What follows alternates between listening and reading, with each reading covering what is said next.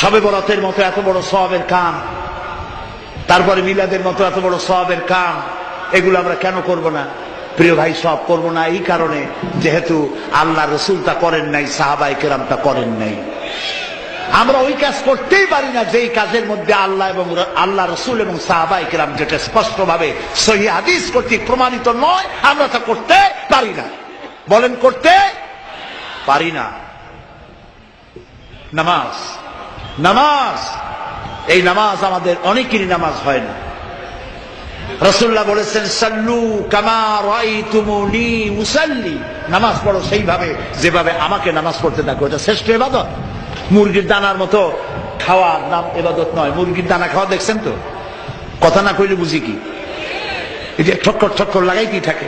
সেজদা একটা দিয়া আর একটা দেওয়ার জন্য মোটেও সময় নেই। আরেকটা রুকু দিয়া দাঁড়াবার আগেই সেজদা, সেজদা শেষ হওয়ার আগে আরেকটা সেজদা। নামাজ হয় নাই। তাদিলে আরকান করা, তাদিল মানে বরাবর করা। যতটা সময় রুকুতে ততটা সময় কিয়ামে, যতটা এক সেজদায় ততটা দুই সেজদার মাঝখানে। এটা করতে পারলাম না, নামাজ রসুলের মতো হইল না। আপনার নামাজ হবে না আমি তা বললাম না, আল্লাহ খুব ভালো জানেন নামাজ হবে কিনা।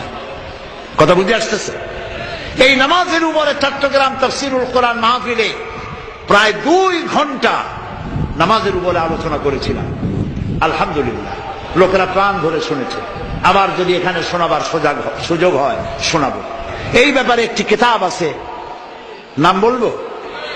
বর্তমান বিশ্বের শ্রেষ্ঠ হাদিস বিশারদ আল্লামা নাসিরউদ্দিন আলবানী রাহমাতুল্লাহ আলাইহি, তার লেখা সালাতুর রসুল, রসুল্লাহর নামাজ, একটি বই আছে। এই বইটি আমি পড়ার জন্য সকলকে অনুরোধ করি। সহিহ হাদিস দিয়ে বইটি লেখা। নামাজ যদি না হলো কোন ইবাদত কবুল হবে না। প্রথমে কিয়ামতে প্রথমে কি প্রশ্ন হবে বলেন সবাই?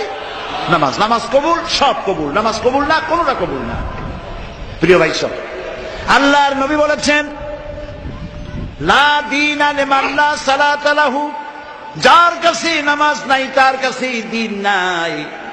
আল্লাহ রাসূল বলেছেন, মান তারাকা সালাতান ফাকাদ কাফারা, মান তারাকা সালাতান মুতাআম্মিদান ফাকাদ কাফারা। ইচ্ছে করে নামাজ ছেড়ে দিল, কাফের হয়ে গেল।